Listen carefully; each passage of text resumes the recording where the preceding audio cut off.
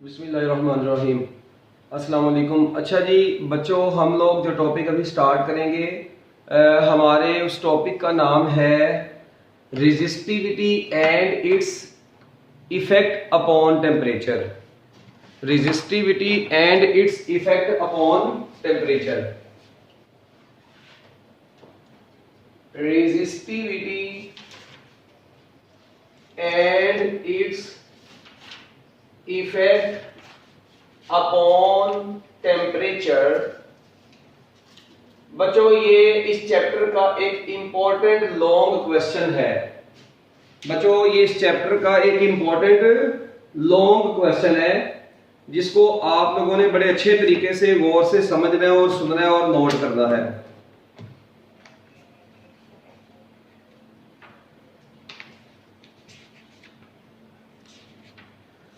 Heading बना लें, resistivity and its effect upon temperature.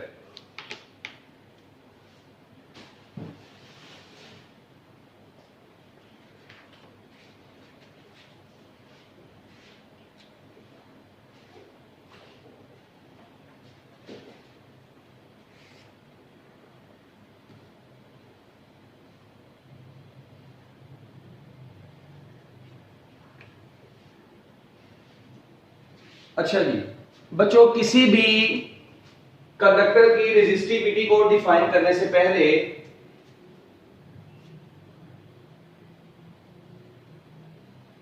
Bye experiments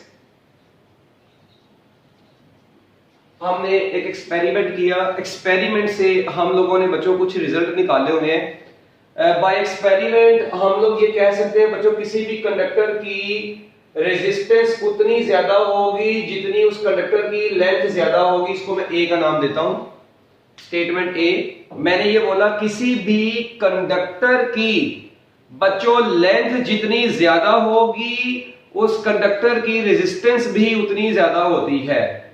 ऐसा क्यों होता है आप लोगों को पता है? जब कंडक्टर की लेंथ बढ़ाते हैं ना, कंडक्टर की लेंथ बढ़ा देंगे तो उसके अंदर मौजूद नंबर ऑफ एटम्स भी बढ़ने हैं। कंडक्टर की लेंथ डबल की है, इसका मतलब उसके अंदर जो नंबर ऑफ एटम्स है वो भी डबल होने हैं। और नंबर ऑफ एटम्स ही किसी भी कंडक्टर में उसकी रेजिस्टेंस को डिफाइन करते हैं। इसका मतलब है अगर आप लोग कंडक्टर की लेंथ बढ़ाते हैं तो कंडक्टर की रेजिस्टेंस भी बढ़ जाती है। दूसरा पॉइंट बच्चों यहां पर ये है कि रेजिस्टेंस का एरिया के साथ क्या रिलेशन है? इनवर्स रिलेशन है। किसी कंडक्टर का एरिया जितना ज्यादा होता है बच्चों उसकी रेजिस्टेंस उतनी कम होती है। देखिए मैं आप लोगों को कहता हूं जी, एक लॉन्ग वायर है, एक शॉर्ट वायर है। Which wire will have greater resistance? तो बच्चों देखें, जो लॉन्ग वायर होगी उसकी रेजिस्टेंस ज्यादा होगी as compare to short wire. इसी तरह मैं आपको कहता हूं यार, एक वायर थिन है और एक थिक है।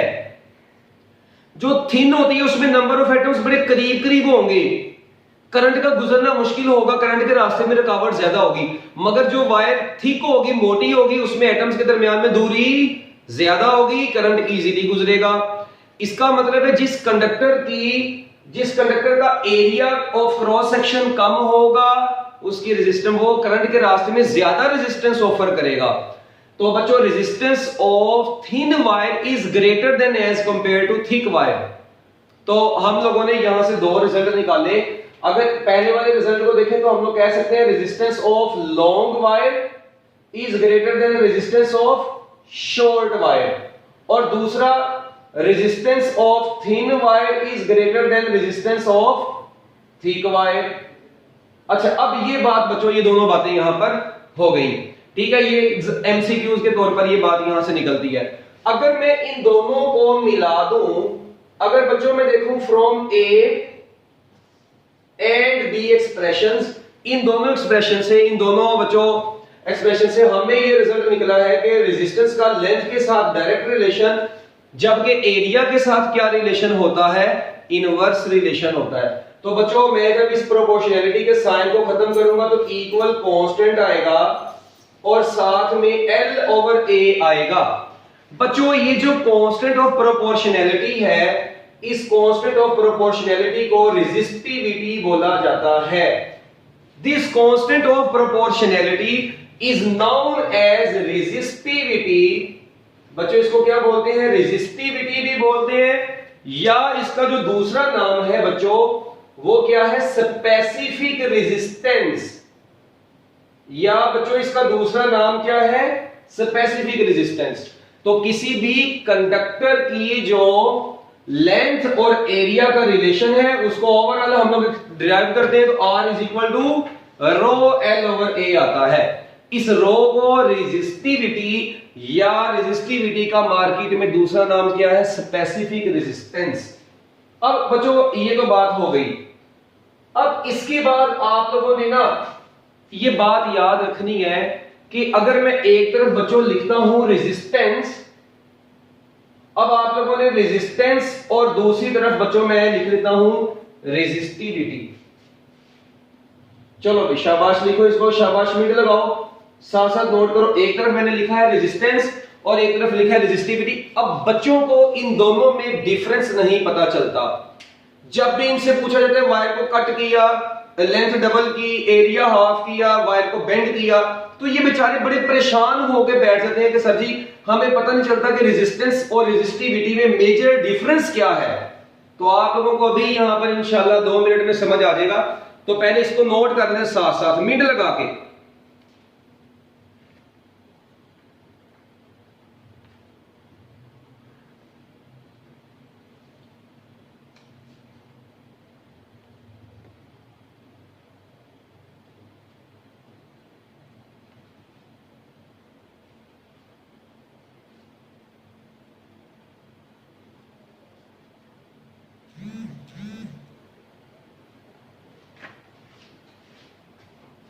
जी बच्चों कर लिया नोट?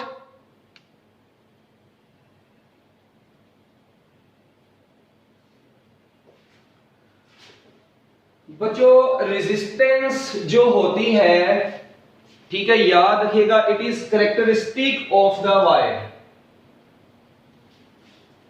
नंबर 1 पे it is characteristic,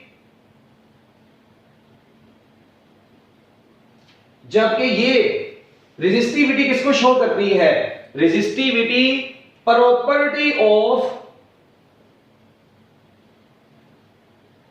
material of the wire को शो करती है। लिख रहे पहले, शाबाश, जल्दी जल्दी। रेजिस्टिविटी जो होती है बच्चों ये किसी भी वायर किस मटेरियल की बनी है उस मटेरियल की प्रॉपर्टीज के ऊपर डिपेंड करती है, जबकि ये प्रॉपर्टीज के ऊपर नहीं, ये कैरेक्टरिस्टिक्स के ऊपर डिपेंड करती है। कैरेक्टरिस्टिक्स से मुराद देखें, रेजिस्टेंस जो है जी बच्चों वो कंडक्टर की लेंथ के ऊपर भी डिपेंड करती है, रेजिस्टेंस कंडक्टर के एरिया के ऊपर भी डिपेंड करती है। ये एरिया, लेंथ वगैरह इसी कैरेक्टरिस्टिक्स में आते हैं। जबकि बच्चों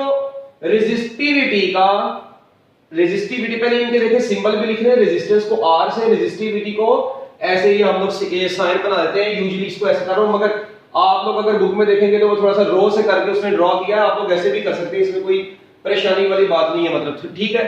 अच्छा, अब ये जो रेजिस्टिविटी है बच्चों एक्चुअली इसका it is independent of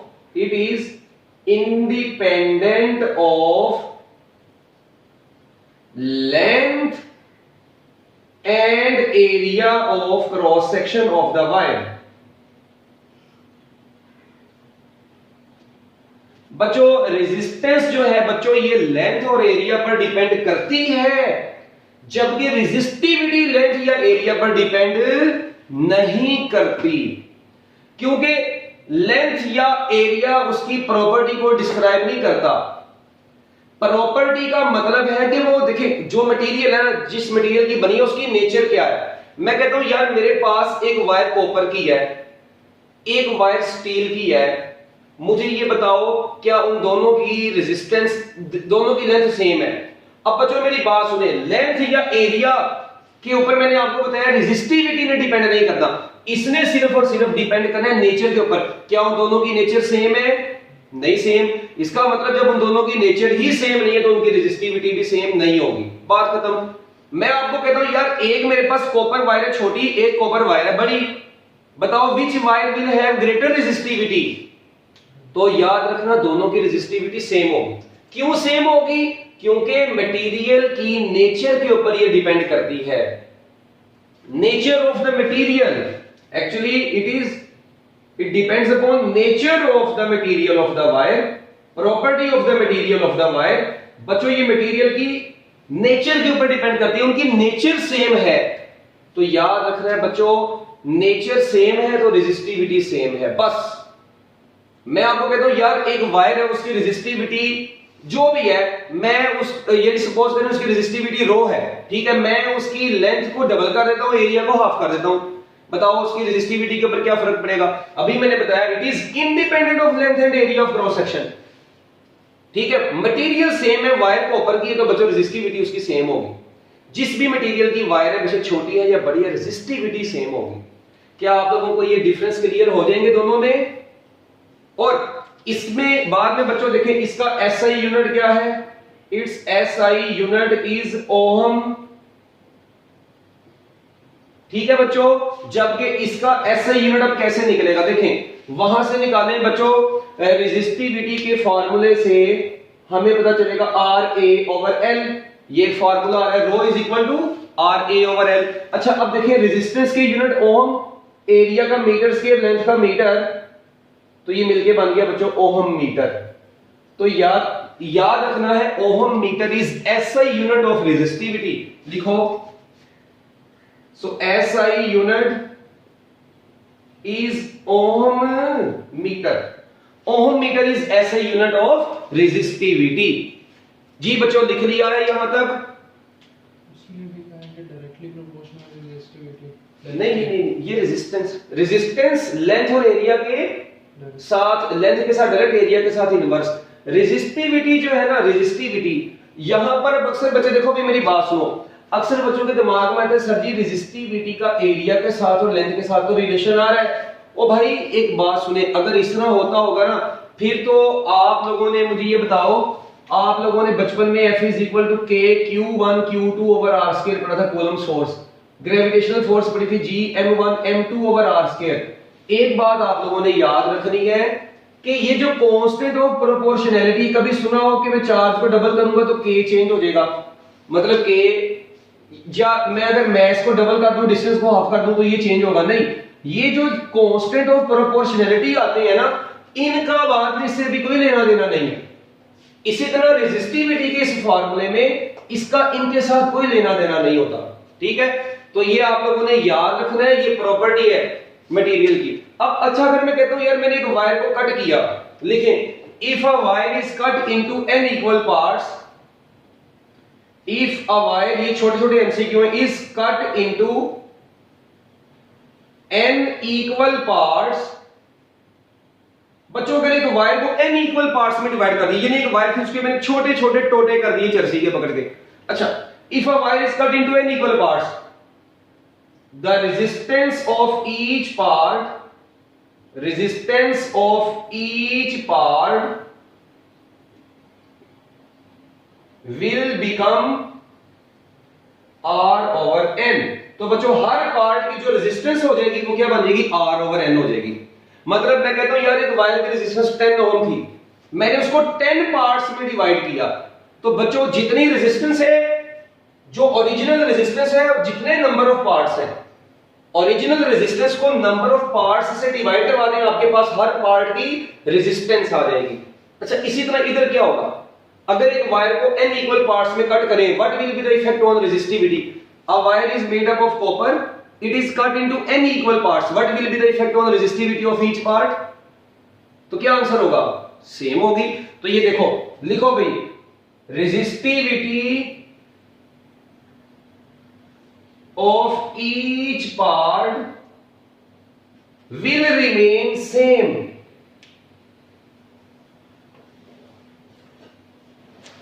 if wire is cut into n equal parts।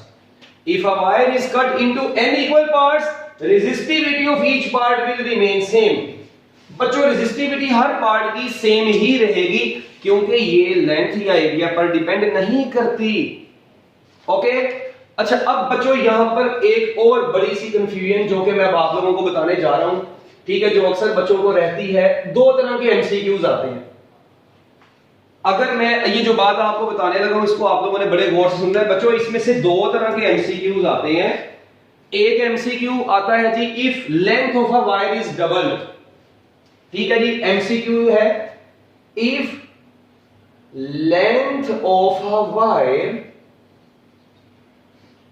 is double, its resistance will, हाँ जी, double, half, 4 times, 1/4 times। जी बच्चों आंसर बताएं। अगर एक वायर की लेंथ को डबल कर दें तो उसकी रेजिस्टेंस के ऊपर क्या फर्क पड़ेगा? एक ये क्वेश्चन है, एक और है, अभी तो पार्टी शुरू हुई है, एक और है। अ wire is stretched such that its length is double. A wire is stretched such that its length is double. The new resistance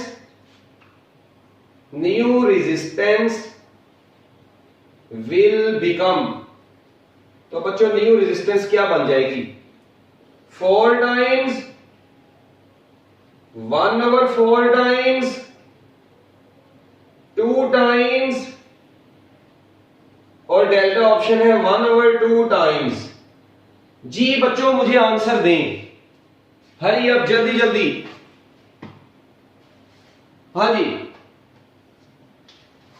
चलो जी, मैं आप लोगों को बताता हूं, जरा सुने इधर। अगर वायर की लेंथ को डबल कर दें क्या होगा answer? Then it's resistance will, और दूसरा भी मैंने यही लिखा है। सर जी मेरी बात सुने, एक दोनों में फर्क सुनना। एक यार मेरे पास एक वायर थी, रेड कलर की है ये, मैंने इसके साथ एक और वायर ऐसे अटैच करके इसकी लेंथ को डबल किया। बच्चों मैंने इस लेंथ को डबल किया, ओके, एक पहले ही थी लेंथ 10 मीटर, सपोज करें 10 मीटर मैंने और ऐड कर दी, ये लेंथ ऐसे डबल की। एक तरीका है मैं इस चरसी मार्कर को पकड़ूं और इसको मैं स्ट्रेच करूं ऐसे chillmol.com में, ऐसे फुल स्ट्रेच किया। अब मेरी बात सुनो, दोनों में फर्क सुनना।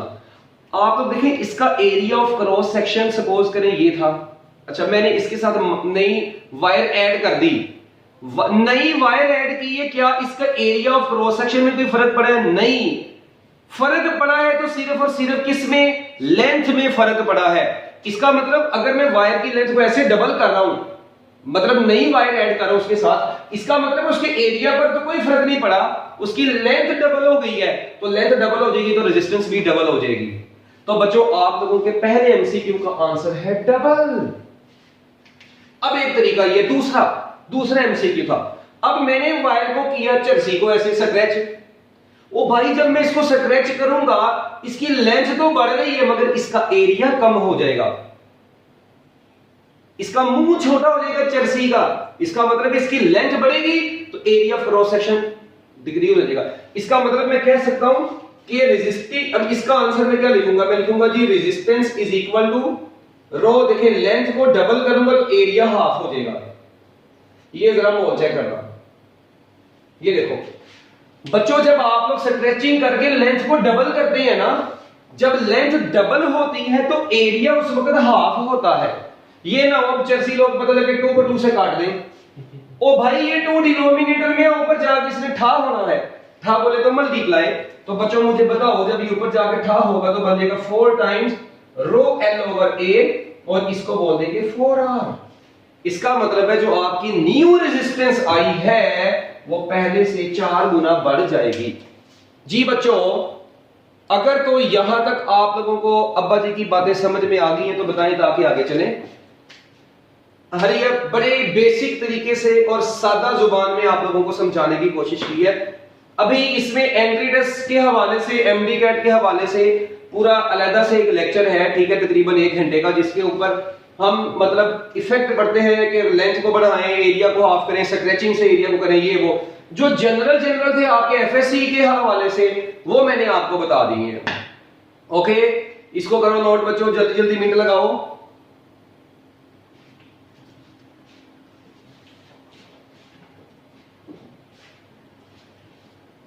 एक चीज और रह गई है बच्चों, ये जो रेजिस्टेंस होती है ना, रेजिस्टेंस, इसके रेसिप्रोकल को, reciprocal of resistance is called conductance.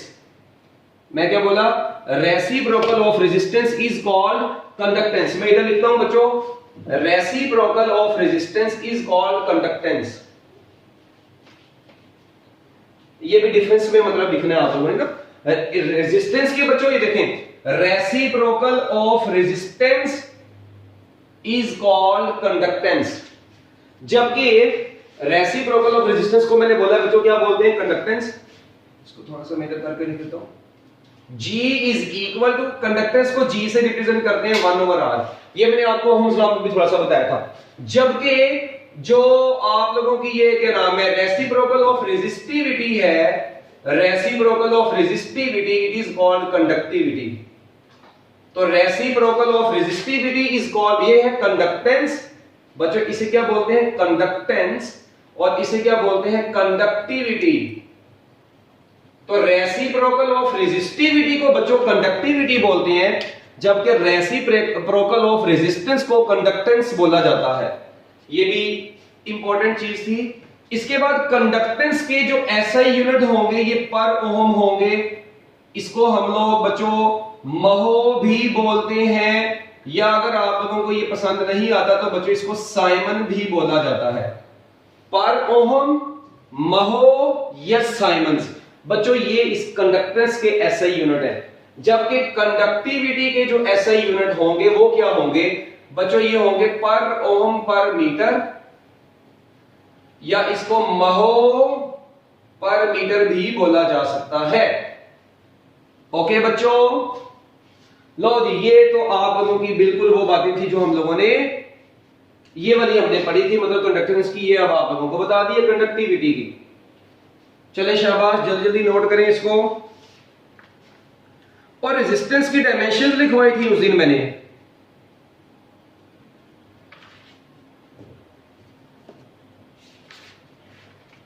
क्यों भाई?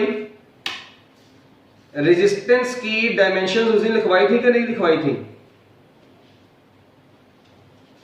जी, कोई बताएगा रेजिस्टेंस की डायमेंशंस क्या थी? हाँ जी बच्चों, रेजिस्टेंस की डायमेंशंस क्या थी? अगर आप लोगों को याद हो रेजिस्टेंस की डायमेंशंस, बोल दे कोई। लिखवाई थी यार उस दिन तुम लोगों को।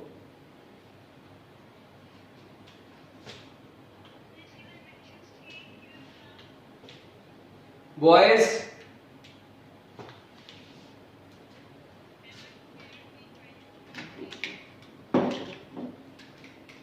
जी क्या लिखवाई थी रेजिस्टेंस की डायमेंशन बच्चों? एम, बोल दो। M L square T -3 a -2। Okay, लो जी बच्चों, ये आप लोगों को मैंने डायमेंशन लिखवाई थी। R is equal to V/I से निकाली थी, वोल्टेज ओवर करंट से, अगर आप लोगों को याद हो ना। तो लो जी, ये आप लोगों के पास फाइनल डायमेंशन आई थी। पक्की बात है, एक बार देख लेना, यही थी। क्यों भाई? अच्छा, लो जी ठीक है। अब बच्चों मेरी बात सुने, अगर रेजिस्टेंस की डायमेंशंस ये थी, ठीक है, तो कंडक्टेंस की डायमेंशंस क्या होंगी बच्चों? कंडक्टेंस की डायमेंशंस इसका रेसिप्रोकल होंगी। ठीक है, कंडक्टेंस की जो डायमेंशंस होंगी वो इसका रेसिप्रोकल होंगी। तो m इनवर्स l की पावर -2 t की पावर 3 a की पावर -2 ये रेजिस्टेंस की है, तो ये a की पावर +2, तो कंडक्टेंस की क्या हो जाएगी? g की क्या हो जाएगी? m की पावर -1 l की पावर -2 t की पावर 3 a की पावर 2, उसका बिल्कुल रेसिप्रोकल ले लेंगे ना। लो जी, अच्छा इसके बाद बच्चों ये रेजिस्टेंस की और ये कंडक्टेंस की बात हो गई। अच्छा, अब रेजिस्टिविटी की मेरी बात सुने बच्चों। रेजिस्टिविटी में आप लोग देखें जो यूनिट आ रहे हैं ना वो ओहम मीटर आ रही है। मैं थोड़ा डायरेक्ट बता रहा हूं, ठीक है, ये बुक मैंने लिखी है इसलिए डायरेक्ट बता रहा हूं बस वैसे ही। अब रेजिस्टिविटी की है ओहम मीटर, ओहम रेजिस्टेंस है, इसका मतलब रेजिस्टेंस के साथ बस लेंथ को मल्टीप्लाई करवा दो। तो बच्चों मेरी बात सुनो, रेजिस्टिविटी की क्या बन जाएगी बच्चों? रेजिस्टिविटी की बन जाएगी m l क्यूब t की पावर -3 a की पावर -2। ये लो, और बच्चों कंडक्टिविटी की क्या बनेगी, कंडक्टिविटी का इसका रेसिप्रोकल m इनवर्स l की पावर -3 t की पावर 3 a की पावर 2। तो लो जी बच्चों ये इनकी डायमेंशंस भी आ गई हैं, चारों की डायमेंशंस रेजिस्टेंस की, ये एमसीक्यूज हैं, रेजिस्टेंस, रेजिस्टिविटी, कंडक्टेंस, कंडक्टिविटी। ये सारी छोटी छोटी बातें आप लोगों को आनी चाहिए अच्छे तरीके से।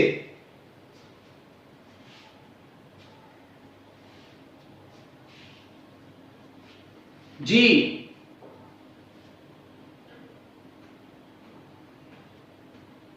चले आगे।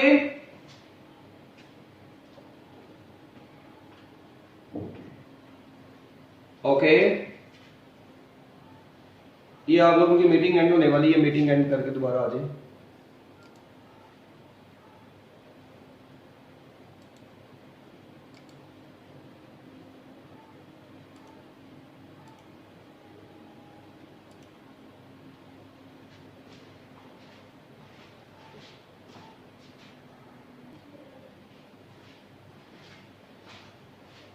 अच्छा जी, तो इफेक्ट ऑफ टेम्परेचर में बच्चों अब आप लोगों ने क्या करना होता है, जरा गौर से सुनना है। हम लोग इसमें क्या काम करेंगे, देखिए आप लोगों को पता है कि resistance and resistivity depends upon temperature. एक बात तो बच्चों आप लोगों को ये पता है कि जो रेजिस्टेंस और रेजिस्टिविटी होती है ये टेम्परेचर के ऊपर डिपेंड करती है, ठीक है। किसी भी सब्सटेंस का रेजिस्टेंस और रेजिस्टिविटी टेम्परेचर के ऊपर डिपेंड करती है, एक बात। बच्चों दूसरी बात आप लोगों को पता है जब भी किसी कंडक्टर का टेम्परेचर राइज करते हैं, कंडक्टर का टेम्परेचर राइज करने से बच्चों क्या होता है, कंडक्टर में मौजूद एटम्स की कोलिजन राइज कर जाती है। और जब कंडक्टर में मौजूद एटम्स की कोलिजन राइज कर जाएगी, इसका मतलब है वो एटम्स की कोलिजन इतनी ज्यादा हो गई है कि वो अब करंट को गुजरने नहीं देते, और इसके चक्कर में क्या होता है बच्चों, रेजिस्टेंस या रेजिस्टिविटी क्या कर जाती है, इंक्रीज कर जाती है। अगर आप लोग किसी कंडक्टर का टेम्परेचर बढ़ाते हैं, कंडक्टर के अंदर मौजूद एटम्स की कोलिजन बढ़ती है, उनकी वाइब्रेशन बढ़ती है, और ये मैंने आपको पहले भी बताया हुआ, जिसके चक्कर में ओवरऑल रेजिस्टेंस इंक्रीज कर जाती है। अब एक बात जो यहां पर बड़ी ही इंपॉर्टेंट है वो क्या है, सपोज करते हैं बच्चों, लेट करते हैं जी, लेट करते हैं कि हमारे पास आर नोड, ये रेजिस्टेंस ऑफ द कंडक्टर है, resistance of conductor at 0 degree Celsius.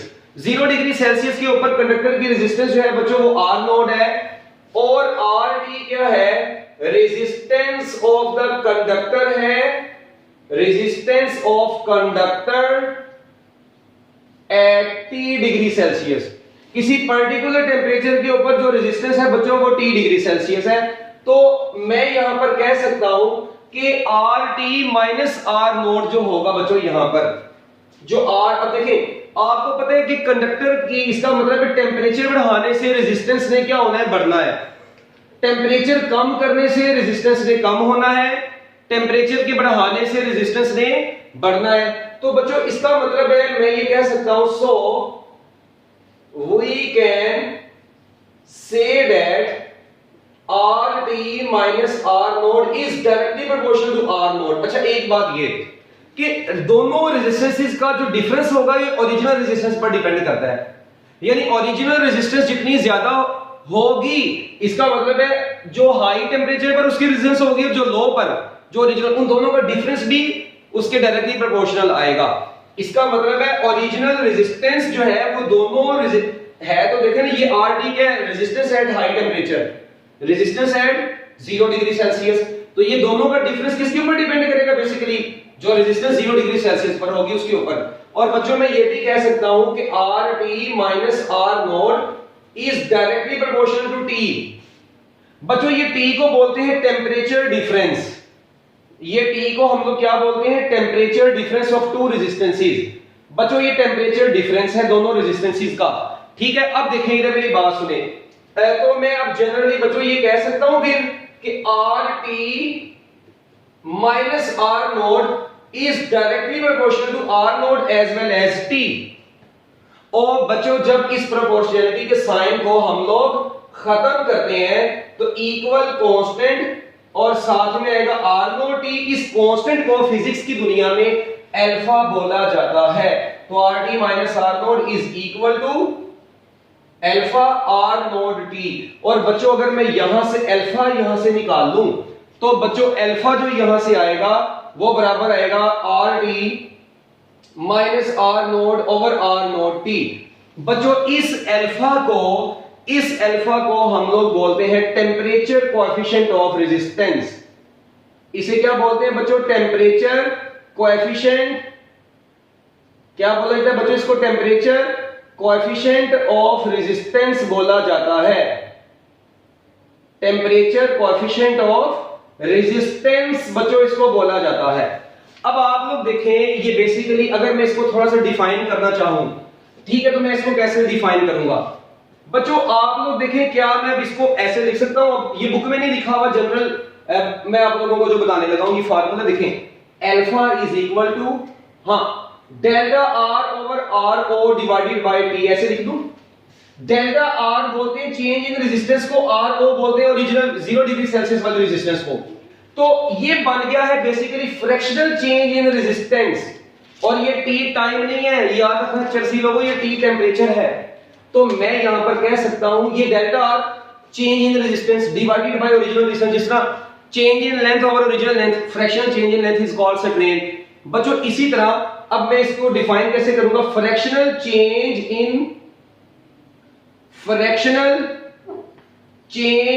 In resistance पर kelvin, fractional change in resistance पर kelvin is called temperature coefficient of resistance.